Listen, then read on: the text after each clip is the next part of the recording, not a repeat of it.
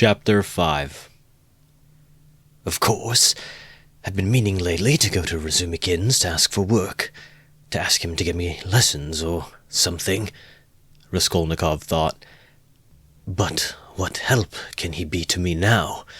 Suppose he gets me lessons, suppose he shares his last farthing with me, if he has any farthings, so that I could get some boots, and make myself tidy enough to give lessons.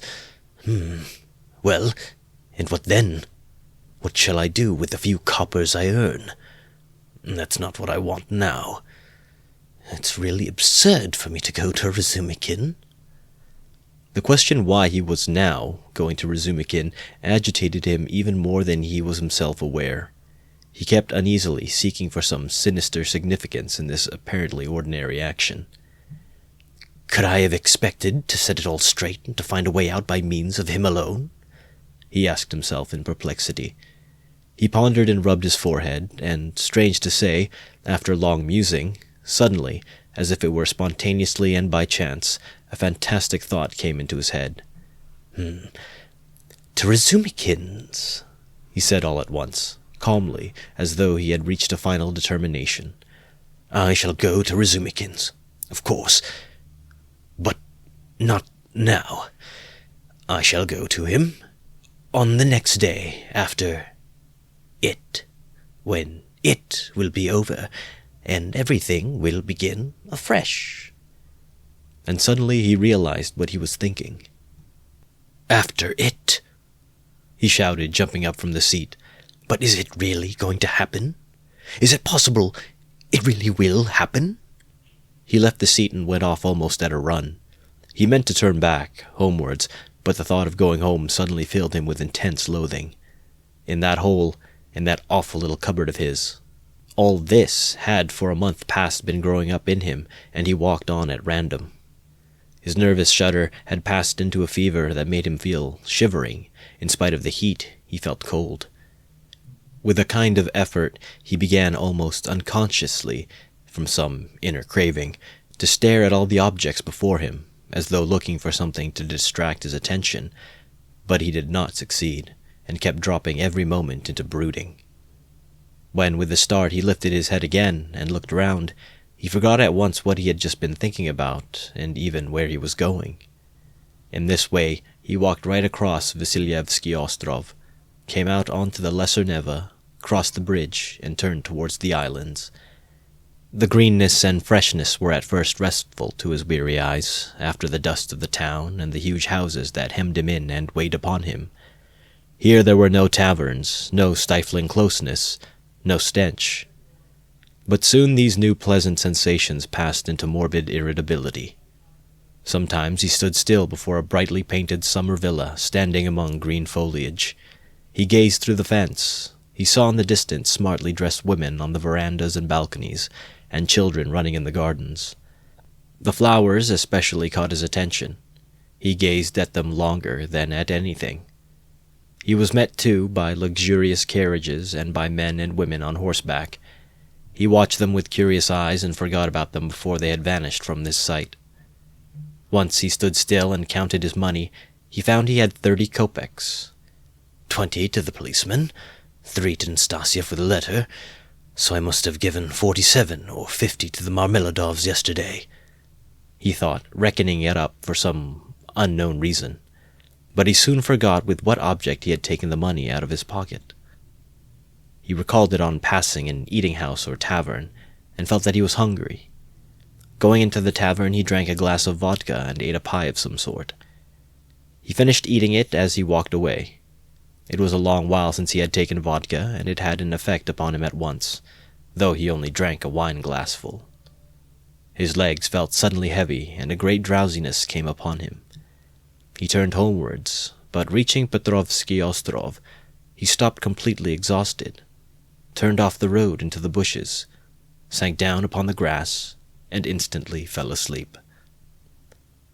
In a morbid condition of the brain, dreams often have a singular actuality, vividness, and extraordinary semblance of reality.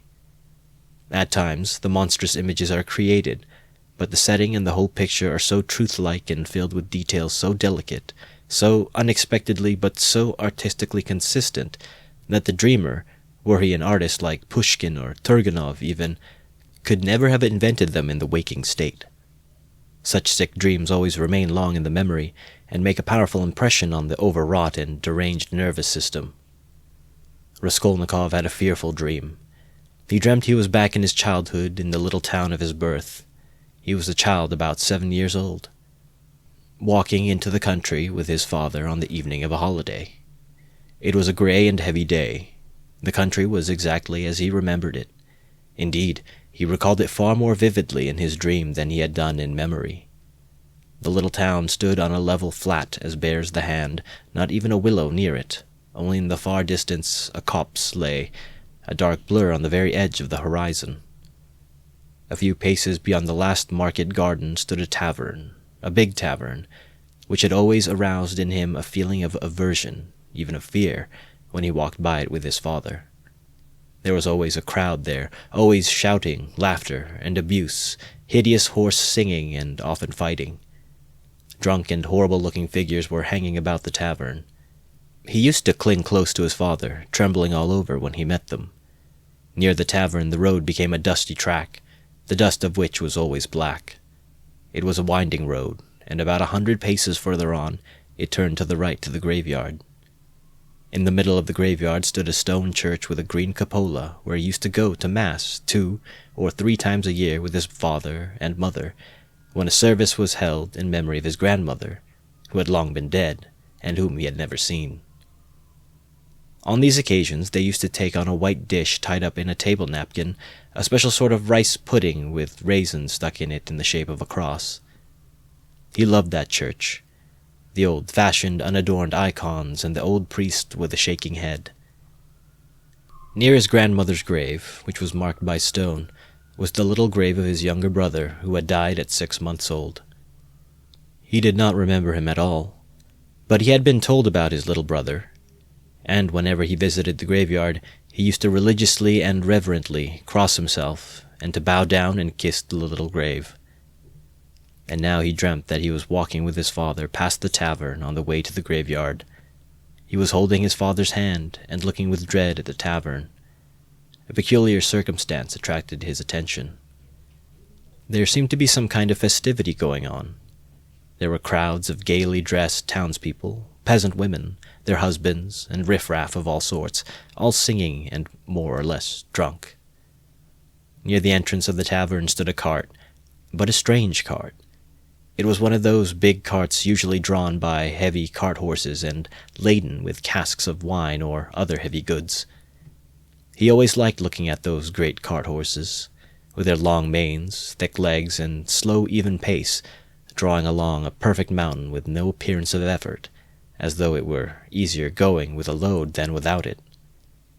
But now, strange to say, in the shafts of such a cart he saw a thin little sorrel beast, one of those peasant nags which he had often seen straining their utmost under a heavy load of wood or hay, especially when the wheels were stuck in the mud or in a rut, and the peasants would beat them so cruelly, sometimes even about the nose and eyes, and he felt so sorry for them that he almost cried, and his mother always used to take him away from the window. All of a sudden there was a great uproar of shouting, singing, and the balalaika, and from the tavern a number of big and very drunken peasants came out, wearing red and blue shirts and coats thrown over their shoulders.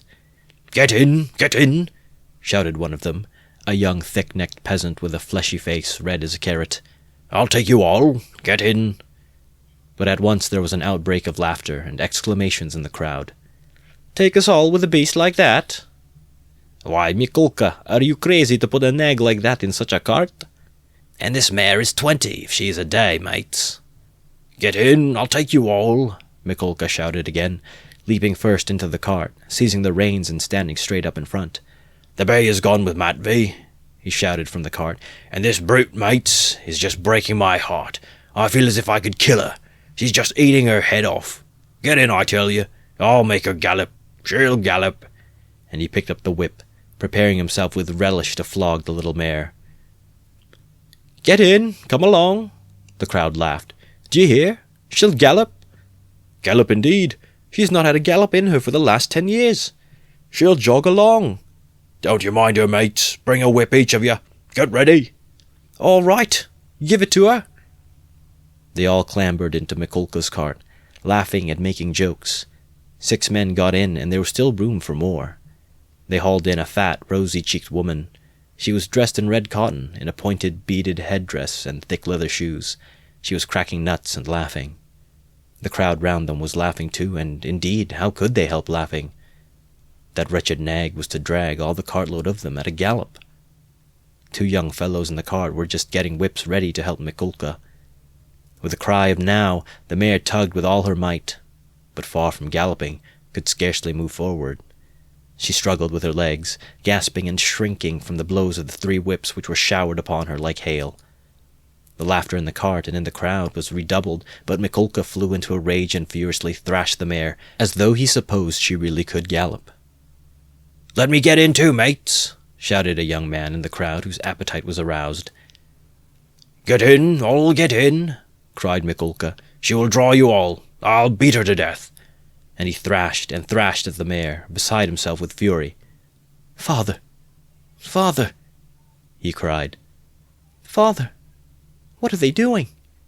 Father, they are beating the poor horse." Come along, said his father.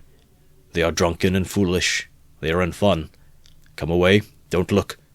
And he tried to draw him away, but he tore himself away from his hand, and beside himself with horror ran to the horse. The poor beast was in a bad way. She was gasping, standing still, then tugging again and almost falling. "Beat her to death," cried Mikulka. "It's come to that. I'll do for her." "What are you about? Are you a Christian, you devil?" shouted an old man in the crowd. "Did anyone ever see the like? A wretched nag like that pulling such a cartload?"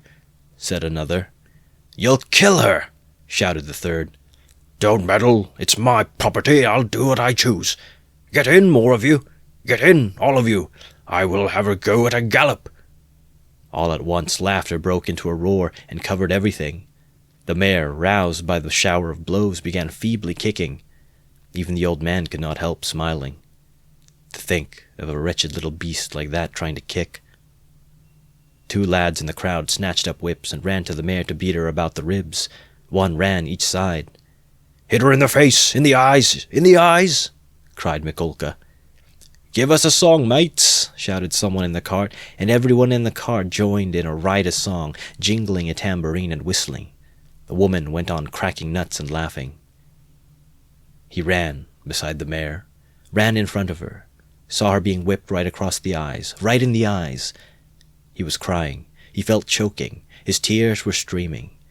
One of the men gave him a cut with the whip across the face. He did not feel it. Wringing his hands and screaming, he rushed up to the gray-headed old man with the gray beard, who was shaking his head in disapproval. One woman seized him by the hand and would have taken him away, but he tore himself from her and ran back to the mare. She was almost at the last gasp, but began kicking once more. "I'll teach you to kick," Mikulka shouted ferociously. He threw down the whip, bent forward, and picked up from the bottom of the cart a long, thick shaft. He took hold of one end with both hands, and with an effort brandished it over the mare. "He'll crush her," was shouted round him. "He'll kill her." "It's my property," shouted Mikulka, and brought the shaft down with a swinging blow. There was a sound of a heavy thud. Thrash her! Why have you stopped?" shouted voices in the crowd. And Mikulka swung the shaft a second time, and it fell a second time on the spine of the luckless mare. She sank back on her haunches, but lurched forward and tugged forward with all her force, tugged first on one side and then on the other, trying to move the cart. But the 6 whips were attacking her in all directions, and the shaft was raised again and fell upon her a 3rd time, then a 4th, with heavy, measured blows. Mikulka was in a fury that he could not kill her at one blow. "She's a tough one," was shouted in the crowd. "She'll fall in a minute, mates. There'll soon be an end of her," said an admiring spectator in the crowd. "Fetch an axe to her! Finish her off!" shouted a third. "I'll show you! Stand off!" Mikulka screamed frantically. He threw down the shaft, stooped down in the cart, and picked up an iron crowbar. "Look out!" he shouted, and with all his might he dealt a stunning blow at the poor mare. The blow fell. The mare staggered, sank back, tried to pull, but the bar fell again with a swinging blow on her back, and she fell on the ground like a log. "Finish her off!" shouted Mikolka, and he leapt beside himself out of the cart. Several young men, also flushed with drink, seized anything they could come across, whips, sticks, poles, and ran to the dying mare. Mikolka stood on one side and began dealing random blows with the crowbar. The mare stretched out her head, drew a long breath, and died. "You butchered her!" someone shouted in the crowd. "Why wouldn't she gallop then?" "My property!" shouted Mikolka, with bloodshot eyes, brandishing the bar in his hands. He stood as though regretting that he had nothing more to beat. "No mistake about it. You are not a Christian," many voices were shouting in the crowd. But the poor boy, beside himself, made his way screaming through the crowd to the sorrel nag, put his arms round her bleeding dead head and kissed it, kissed the eyes and kissed the lips. Then he jumped up and flew in a frenzy with his little fists out at Mikolka.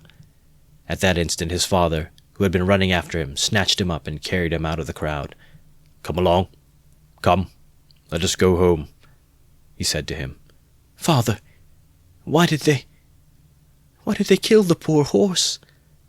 He sobbed, but his voice broke and words came in shrieks from his panting chest. "They are drunk. They are brutal. It's not our business," said his father.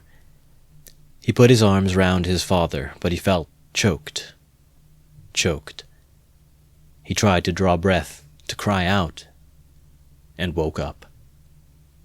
He awoke, gasping for breath, his hair soaked with perspiration, and he stood in terror. "Thank God, that was only a dream," he said, sitting down under a tree and drawing deep breaths. "But what is it? Is it some fever coming on? Such a hideous dream!" He felt utterly broken. Darkness and confusion were in his soul. He rested his elbows on his knees and leaned his head on his hands. "Good God!" he cried. Can it be? That I shall really take an axe, that I shall strike her on the head, split her skull open, that I shall tread in the sticky warm blood, break the lock, steal and tremble, hide, all spattered in the blood, with the axe. Good God, can it be?" He was shaking like a leaf as he said this. "But why am I going on like this?" he continued, sitting up again, as it were in profound amazement. "I knew that I could never bring myself to it. So what have I been torturing myself for till now? Yesterday, when I went to make that experiment, yesterday I realized completely that I could never bear to do it. Why am I going over it again, then? Why am I hesitating? As I came down the stairs yesterday, I said myself that it was base, loathsome, vile. The very thought of it made me feel sick and filled me with horror. No, I couldn't do it. Granted that there is no flaw in all that reasoning, that all that I've concluded this last month is clear as day, true as arithmetic. My God! I couldn't bring myself to it. I couldn't do it. Why then am I still?" He rose to his feet, looking round in wonder, as though surprised at finding himself in this place, and went towards the bridge. He was pale, his eyes glowed, he was exhausted in every limb, but he seemed suddenly to breathe more easily. He felt he had cast off that fearful burden that had so long been weighing upon him, and all at once there was a sense of relief and peace in his soul. "Lord," he prayed, "show me my path. I renounce that accursed dream of mine." Crossing the bridge, he gazed quietly and calmly at the Neva, at the glowing red sun setting in the glowing sky. In spite of his weakness, he was not conscious of fatigue. It was as though an abscess that had been forming for a month past in his heart had suddenly broken. Freedom! He was free from that spell, that sorcery, that obsession. Later on, When he recalled that time and all that happened to him during those days, minute by minute, point by point, he was surreptitiously impressed by one circumstance which, though in itself not very exceptional, always seemed to him afterwards the predestined turning point of his fate. He could never understand and explain to himself why, when he was tired and worn out, when it would have been more convenient for him to go home by the shortest and most direct way, he had returned by the Haymarket where he had no need to go. It was obviously and quite unnecessarily out of his way, though not much so. It is true that it happened to him dozens of times to return home without noticing what streets he passed through. But why? He was always asking himself. Why had such an important, such a decisive, and at the same time, such an absolutely chance meeting happened in the Haymarket, where he had moreover no reason to go? At the very hour, the very minute of his life when he was just in the very mood and in the very circumstances in which that meeting was able to exert the gravest and most decisive influence on his whole destiny, as though it had been lying in wait for him on purpose. It was about 9 o'clock when he crossed the Haymarket. At the tables and the barrows, at the booths and the shops, all the market people were closing their establishments, or clearing away and packing up their wares, and, like their customers, were going home. Rag-pickers and costermongers of all kinds were crowding round the taverns in the dirty and stinking courtyards of the Haymarket. Raskolnikov particularly liked this place and the neighboring alleys when he wandered aimlessly in the streets. Here his rags did not attract contemptuous attention, and one could walk about in any attire without scandalizing people. At the corner of an alley, a huckster and his wife had 2 tables set out with tapes, thread, cotton handkerchiefs. They too had got up to go home, but were lingering in conversation with a friend who had just come up to them. This friend was Lizaveta Ivanovna, or as everyone called her, Lizaveta, the younger sister of the old pawnbroker, Alyona Ivanovna, whom Raskolnikov had visited the previous day to pawn his watch and make his experiment. He already knew all about Lizaveta, and she knew him a little too. She was a single woman of about 35, tall, clumsy, timid, submissive, and almost idiotic. She was a complete slave, and went in fear and trembling of her sister, who made her work day and night, and even beat her. She was standing with a bundle before the huckster and his wife, listening earnestly and doubtfully. They were talking of something with special warmth. The moment Raskolnikov caught sight of her, he was overcome by a strange sensation, as it were of intense astonishment, though there was nothing astonishing about this meeting. "You could make up your mind for yourself, Lizaveta Ivanovna," the huckster was saying aloud. "Come round tomorrow by 7. They will be here too." "Tomorrow?" said Lizaveta slowly and thoughtfully, as though unable to make up her mind. "Upon my word, what a fright you are in of, Alyona Ivanovna," gabbled the huckster's wife, a lively little woman. "I look at you, you are like some little babe. And she is not your own sister either. Nothing but a step-sister, and what a hand she keeps over you." "But this time don't say a word to Alyona Ivanovna," her husband interrupted. "That's my advice. But come round to us without asking. It will be worth your while. Later on your sister herself may have a notion." "Am I to come?" "About 7 o'clock tomorrow, and they will be here. You will be able to decide for yourself." "And we'll have a cup of tea," added his wife. "All right, I'll come," said Lizaveta, still pondering, and she began slowly moving away. Raskolnikov had just passed and heard no more. He passed softly, unnoticed, trying not to miss a word. His first amazement was followed by a thrill of horror, like a shiver running down his spine. He had suddenly, quite unexpectedly learnt, that the next day at 7 o'clock, Lizaveta, the old woman's sister and only companion, would be away from home, and that therefore at 7 o'clock precisely, the old woman would be left alone. He was only a few steps away from his lodging. He went in like a man condemned to death. He thought of nothing and was incapable of thinking. But he felt suddenly in his whole being that he had no more freedom of thought, no will, and that everything was suddenly and irrevocably decided. Certainly, if he had to wait whole years for a suitable opportunity, he could not reckon on a more certain step towards the success of the plan than that which had just presented itself. In any case, it would have been difficult to find out beforehand, and with certainty, with greater exactness and less risk, and without dangerous inquiries and investigations, that next day at a certain time an old woman, on whose life an attempt was contemplated, would be at home and entirely alone. Chapter 6. Later on, Raskolnikov happened to find out why the huckster and his wife had invited Lizaveta. It was a very ordinary matter, and there was nothing exceptional about it. A family who had come to the town and had been reduced to poverty were selling their goods and clothes, all women's things. As the things would have fetched little in the market, they were looking for a dealer. This was Lizaveta's business. She undertook such jobs and was frequently employed, as she was very honest and always fixed a fair price and stuck to it. She spoke, as a rule, little, and, as we have said already, she was very submissive and timid. But Raskolnikov had become superstitious of late. The traces of superstition remained in him long after, and were almost ineradicable.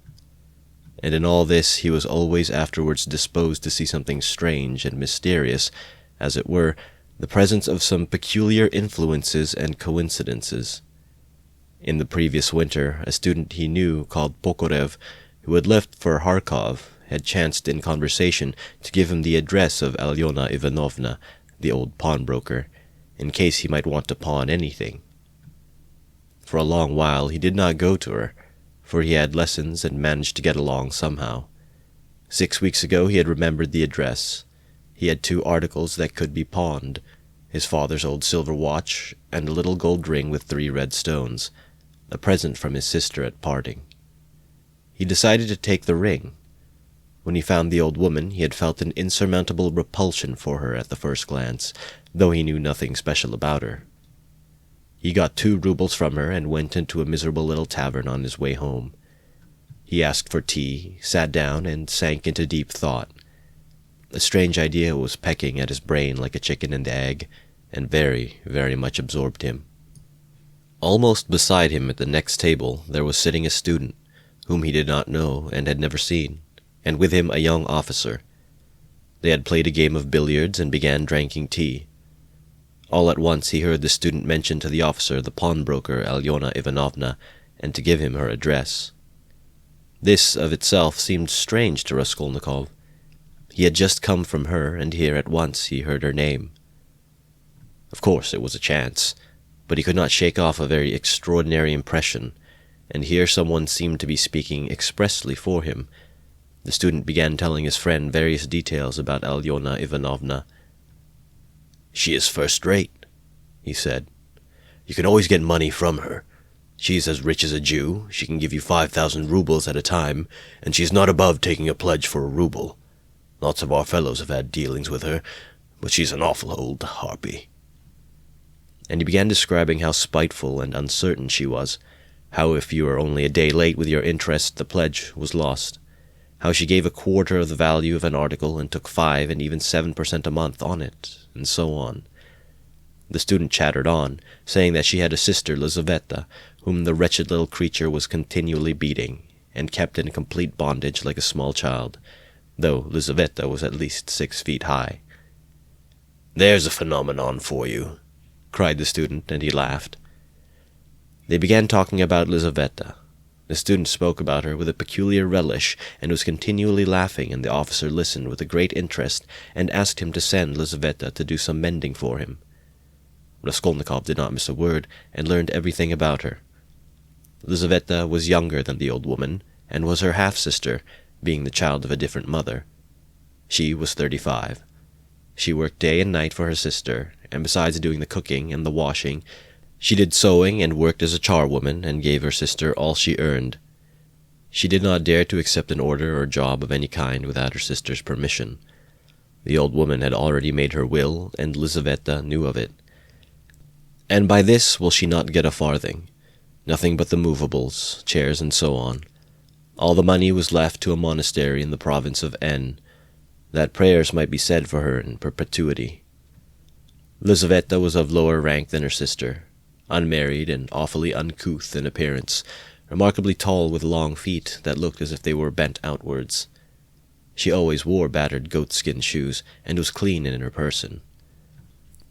What the student expressed most surprise and amusement about was the fact that Lizaveta was continually with child. "But you say she's hideous," observed the officer. "Yes, she is so dark-skinned and looks like a soldier dressed up, but you know she is not at all hideous. She has such a good-natured face and eyes, strikingly so, and the proof of it is that lots of people are attracted by her. She is such a soft, gentle creature, ready to put up with anything, always willing to do anything, and her smile is really very sweet." "You seem to find her attractive yourself," laughed the officer. "From her queerness. No, I'll tell you what. I could kill that damned old woman and make off with her money, I assure you, without the faintest conscience prick," the student added with warmth. The officer laughed again, while Raskolnikov shuddered. How strange it was. "Listen, I want to ask you a serious question," the student said hotly. "I was joking, of course, but look here. On one side, we have a stupid, senseless, worthless, spiteful, ailing, horrid old woman, not simply useless, but doing actual mischief, who has not an idea what she is living for herself, and who will die in a day or two in any case. You understand?" Yes, I understand," answered the officer, watching his excited companion attentively. "Well, listen then. On the other side, fresh young lives thrown away for want of help, and by thousands on every side. 100,000 good deeds could be done and helped on that old woman's money, which will be buried in a monastery. Hundreds, thousands perhaps, might be set on the right path, dozens of families saved from destitution, from ruin, from vice, from the lock hospitals, and all with her money. You kill her, take her money, and with the help of it, devote oneself to the service of humanity and the good of all. What do you think? Would not one tiny crime be wiped out by thousands of good deeds? For one life, thousands would be saved from corruption and decay. One death, and 100 lives in exchange. It's simple arithmetic. Besides, what value has the life of that sickly, stupid, ill-natured old woman in the balance of existence? No more than the life of a louse, of a black-beetle, less in fact because the old woman is doing harm. She is wearing out the lives of others. The day she bit Lizaveta's finger out of spite, it almost had to be amputated." "Of course she does not deserve to live," remarked the officer, "but there it is. It's nature." "Oh, well, brother, but we have to correct and direct nature, and but for that we should drown in an ocean of prejudice. But for that, there would never have been a single great man. They talk of duty, conscience. I don't want to say anything against duty and conscience, but the point is, what do we mean by them? Stay, I have another question to ask you. Listen." "No, you stay. I'll ask you a question. Listen." "Well, you are talking and speechifying away, but tell me, would you kill the old woman yourself?" "Of course not. I was only arguing the justice of it. It's nothing to do with me." "But I think, if you would not do it yourself, there's no justice about it. Let us have another game." Raskolnikov was violently agitated. Of course, it was all ordinary youthful talk and thought, such as he had often heard before in different forms and on different themes. But why had he happened to hear such a discussion and such ideas at the very moment when his own brain was just conceiving the very same ideas? And why, just at the moment when he had brought away the embryo of his idea from the old woman, had he dropped at once upon a conversation about her? This coincidence always seemed strange to him. This trivial talk in a tavern had an immense influence on him in his later action, as though there had really been in it something preordained, some guiding hint. On returning from the Haymarket, He flung himself on the sofa and sat for a whole hour without stirring. Meanwhile it got dark. He had no candle, and indeed it did not occur to him to light up. He could never recollect whether he had been thinking about anything at that time. At last he was conscious of his former fever and shivering, and he realized with relief that he could lie down on the sofa. Soon heavy, leaden sleep came over him, as it were, crushing him. He slept in an extraordinarily long time and without dreaming. Nastasia came into his room at 10 o'clock the next morning, had difficulty in rousing him. She brought him tea and bread. The tea was again the second brew and again in her own teapot. "My goodness, how he sleeps!" she cried indignantly. "And he is always asleep." He got up with an effort. His head ached. He stood up, took a turn in his garret, and sank back again on the sofa. "Going to sleep again?" cried Nastasia. "Are you ill, eh?" He made no reply. "Do you want some tea?" "Afterwards," he said with an effort, closing his eyes again and turning to the wall. Nastasia stood over him. "Perhaps he really is ill," she said, turning and leaving. She came in again at 2 o'clock with soup. He was lying as before.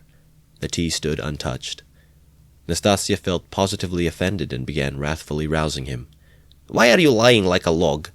she shouted, looking at him with repulsion. He got up and sat down again, but said nothing and stared at the floor. "Are you ill or not?" asked Nastasia, and again received no answer. "You'd better go out and get a breath of air," she said after a pause. "Will you eat it or not?" "Afterwards," he said weakly. "You can go." And he motioned her out. She remained a little longer, looked at him with compassion, and went out. A few minutes afterwards he raised his eyes and looked for a long while at the tea and the soup. Then he took the bread, took up a spoon, and began to eat. He ate a little, 3 or 4 spoonfuls, without appetite, as it were, mechanically. His head ached less. After his meal he stretched himself on the sofa again, but now he could not sleep. He lay without stirring, with his face in the pillow. He was haunted by daydreams, and such strange daydreams. In one that kept recurring, he fancied that he was in Africa, in Egypt, in some sort of oasis. The caravan was resting, the camels were peacefully lying down, the palms stood all around in a complete circle, all the party were at dinner. But he was drinking water from a spring which flowed gurgling close by, and it was so cool, it was wonderful, a wonderful blue, cold water running among the parti-colored stones and over the clean sand which glistened here and there like gold. Suddenly he heard a clock strike. He started, roused himself, raised his head, looked out the window, and seeing how late it was, suddenly jumped up wide awake as though someone had pulled him off the sofa. He crept on tiptoe to the door, stealthily opened it, and began listening on the staircase. His heart beat terribly. But all was quiet on the stairs, as if everyone was asleep. It seemed to him strange and monstrous that he could have slept in such forgetfulness from the previous day and had done nothing, had prepared nothing yet. And meanwhile, perhaps it had struck 6, and his drowsiness and stupefaction were followed by an extraordinary, feverish, as it were, distracted haste. But the preparations to be made were few. He concentrated all his energies on thinking of everything and forgetting nothing, and his heart kept beating and thumping so that he could hardly breathe. First he had to make a noose and sew it into his overcoat, a work of a moment. He rummaged under his pillow and picked out amongst the linen stuffed away under it a worn-out, old, unwashed shirt. From its rags he tore a long strip, a couple of inches wide and about 16 inches long. He folded this strip in 2, took off his wide, strong summer overcoat of some stout cotton material, and began sewing the 2 ends of the rag on the inside, under the left armhole. His hands shook as he sewed, but he did it successfully so that nothing showed outside when he put the coat on again. The needle and thread he had got ready long before, and they lay on his table in a piece of paper. As for the noose, it was a very ingenious device of his own. The noose was intended for the axe. It was impossible for him to carry the axe through the street in his hands, and if hidden under his coat, he would still have had to support it with his hand, which would have been noticeable. Now he had only to put the head of the axe in the noose, and it would hang quietly under his arm on the inside. Putting his hand in his coat pocket, he could hold the end of the handle all the way so that it did not swing, and as the coat was very full, a regular sack in fact, it could not be seen from outside that he was holding something with a hand that was in the pocket. This noose, too, he had designed a fortnight before. When he had finished with this, he thrust his hand into a little opening between his sofa and the floor, fumbled in the left corner, and drew out the pledge, which he had got ready long before and hidden there. This pledge was, however, only a smoothly planed piece of wood the size and thickness of a silver cigarette case. He picked up this piece of wood in one of his wanderings in a courtyard where there was some sort of a workshop. Afterwards he had added to the wood a thin, smooth piece of iron, which he had also picked up at the same time in the street. Putting the iron, which was a little the smaller, on the piece of wood, he fastened them very firmly, crossing and recrossing the thread around them, then wrapped them carefully and daintily in clean white paper, and tied up the parcel so that it would be very difficult to untie it. This was in order to divert the attention of the old woman for a time. While she was trying to undo the knot, and so to gain a moment, the iron strip was added to give weight, so that the woman might not guess the first minute that the thing was made of wood. All this had been stored by him beforehand under the sofa.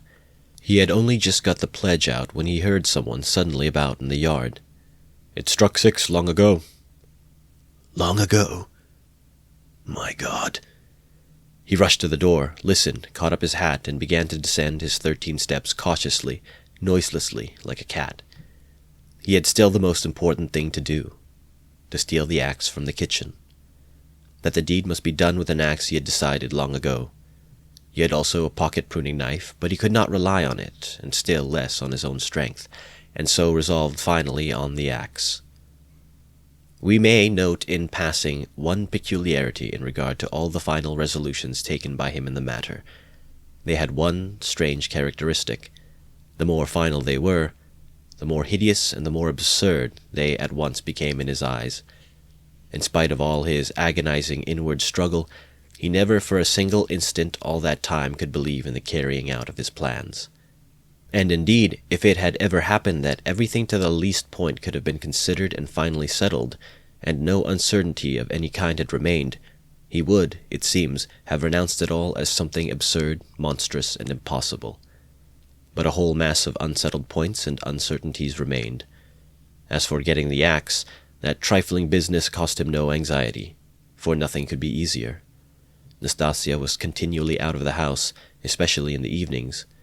She would run in to the neighbors or to a shop, and always left the door ajar. It was the one thing the landlady was always scolding her about. And so, when the time came, he would only have to go quietly into the kitchen and to take the axe, and an hour later, when everything was over, go in and put it back again. But these were doubtful points. Supposing he returned an hour later to put it back, and Nastasia had come back and was on the spot, he would of course have to go by and wait till she went out again. But supposing she were in the meantime to miss the axe, look for it, make an outcry, that would mean suspicion, or at least grounds for suspicion. But those were all trifles which he had not even begun to consider, and indeed he had no time. He was thinking of the chief point, and put off trifling details until he could believe in it all. But that seemed utterly unattainable. So it seemed to himself, at least. He could not imagine, for instance, that he would sometime leave off thinking, get up, and simply go there. Even his late experiment was simply an attempt at an experiment, far from being the real thing, as though one should say, "Come, let us go and try it. Why dream about it?" And at once he had broken down and had run away cursing, in a frenzy with himself. Meanwhile, it would seem, as regards the moral question, that his analysis was complete. His casuistry had become keen as a razor, and he could not find rational objections in himself. But in the last resort he simply ceased to believe in himself, and doggedly, slavishly sought arguments in all directions, fumbling for them, as though someone were forcing it and drawing him to it. At first, long before indeed, he had been much occupied with one question: why almost all crimes are so badly concealed and so easily detected, and why almost all criminals leave such obvious traces? He had come gradually to many different and curious conclusions, and in his opinion the chief reason lay not so much in the material impossibility of concealing the crime as in the criminal himself. Almost every criminal is subject to a failure of will and reasoning power by a childish and phenomenal heedlessness, at the very instant when prudence and caution are most essential. It was his conviction that this eclipse of reason and failure of willpower attacked a man like a disease, developed gradually and reached its highest point just before the perpetration of the crime, continued with equal violence at the moment of the crime, and for longer or shorter time after, according to the individual case, and then passed off like any other disease. The question whether the disease gives rise to the crime, or whether the crime from its own peculiar nature is always accompanied by something of the nature of disease, he did not yet feel able to decide. When he reached these conclusions, he decided that in his own case there could not be such a morbid reaction, that his reason and will would remain unimpaired at the time of carrying out his design, for the simple reason that his design was not a crime. We will omit all the process by means of which he had arrived at this last conclusion. We have run too far ahead already. We may add only that the practical, purely material difficulties of the affair occupied a secondary position in his mind. One but has to keep all one's willpower and reason to deal with them, and they will all be overcome at the time when once one has familiarized oneself with the minutest details of the business. But this preparation had never been begun. His final decisions were what he came to trust least, and when the hour struck, it all came to pass quite differently, as it were, accidentally and unexpectedly. One trifling circumstance upset his calculations before he had even left the staircase. When he reached the landlady's kitchen, the door of which was open as usual, he glanced cautiously in to see whether, in Nastasia's absence, the landlady herself was there, or if not, whether the door to her own room was closed, so that she might not peep out when he went in for the axe.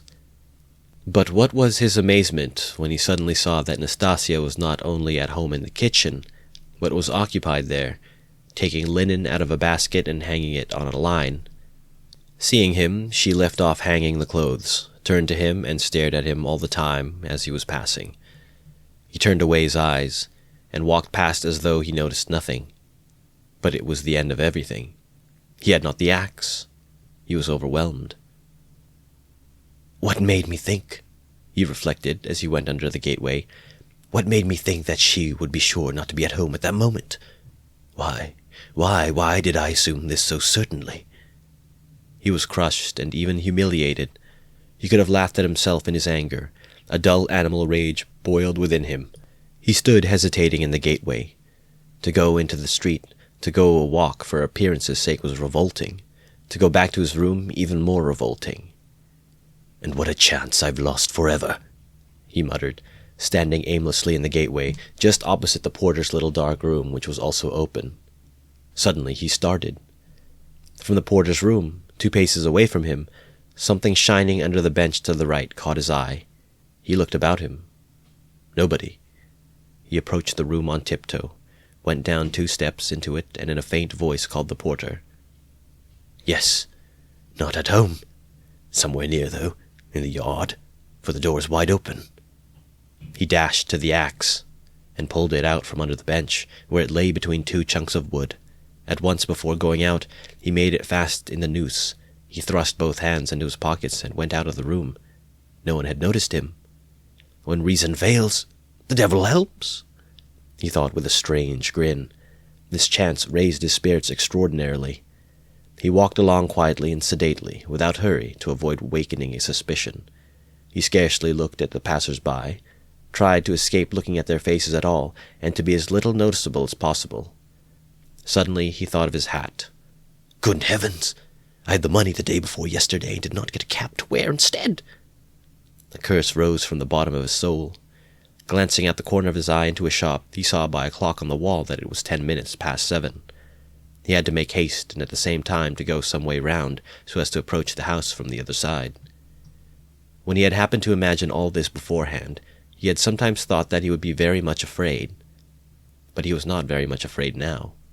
Was not afraid at all, indeed. His mind was even occupied by irrelevant matters, but by nothing for long. As he passed the Yusupov garden, he was deeply absorbed in considering the building of great fountains, and of their refreshing effect on the atmosphere in all the squares. By degrees he passed to the conviction that if the summer garden were extended to the field of Mars, and perhaps joined to the garden of Mihailovsky Palace, it would be a splendid thing and a great benefit to the town. Then he was interested by the question why in all great towns men are not simply driven by necessity, but in some peculiar way inclined to live in those parts of the town where there are no gardens nor fountains, where there is most dirt and smell and all sorts of nastiness. Then his own walks through the Haymarket came back to his mind, and for a moment he woke up to reality. "What nonsense," he thought. "Better think nothing of it all." So probably men led to execution clutch mentally at every object that meets them on the way, flashed through his mind, but simply flashed like lightning. He made haste to dismiss this thought. And by now he was near. Here was the house. Here was the gate. Suddenly a clock struck somewhere once. "What? Can it be 7:30? Impossible! It must be fast." Luckily for him, everything went well again at the gates. At that very moment, as though expressly for his benefit, a huge wagon of hay had just driven in at the gate, completely screening him as he passed under the gateway, and the wagon had scarcely had time to drive through into the yard before he had slipped in a flash to the right. On the other side of the wagon he could hear shouting and quarreling, but no one noticed him and no one met him. Many windows looking into that huge quadrangular yard were open at that moment, but he did not raise his head. He had not the strength to. The staircase leading to the old woman's room was close by, just on the right of the gateway. He was already on the stairs. Drawing a breath, pressing his hand against his throbbing heart, and once more feeling for the axe and setting it straight, he began softly and cautiously ascending the stairs, listening every minute. But the stairs, too, were quite deserted. All the doors were shut. He met no one. One flat, indeed, on the first floor was wide open, and painters were at work in it, but they did not glance at him. He stood still, thought a moment, and went on. "Of course, it would be better if they had not been here. But it's 2 stories above them." And there was the 4th story. Here was the door. Here was the flat opposite, the empty one. The flat underneath the old woman's was apparently empty also. The visiting card nailed on the door had been torn off. They had gone away. He was out of breath. For one instant the thought floated through his mind, "Shall I go back?" But he made no answer, and began listening at the old woman's door. A dead silence. Then he listened again, on the staircase, listened long and intently, then looked about him for the last time, pulled himself together, drew himself up, and once more tried the axe in the noose. "Am I very pale?" he wondered. "Am I not evidently agitated? She is mistrustful. Had I better wait a little longer, till my heart leaves off thumping?" But his heart did not leave off. On the contrary, as though to spite him, it throbbed more and more violently. He could stand it no longer. He slowly put out his hand to the bell and rang. Half a minute later he rang again, more loudly. No answer. To go on ringing was useless and out of place. The old woman was, of course, at home, but she was suspicious and alone. He had some knowledge of her habits, and once more he put his ear to the door. Either his senses were peculiarly keen, or the sound was really very distinct. Anyway, he suddenly heard something like the cautious touch of a hand on the lock and the rustle of a skirt at the very door. Someone was standing stealthily close to the lock, and just as he was doing on the outside was secretly listening within, and seemed to have her ear to the door. He moved a little on purpose and muttered something aloud that he might not have the appearance of hiding, then rang a 3rd time, but quietly, soberly, and without impatience. Recalling it afterwards, that moment stood out in his mind vividly, distinctly, forever. He could not make out how he had had such cunning, for his mind was, as it were, clouded at moments, and he was almost unconscious of his body. An instant later, he heard the latch unfasten.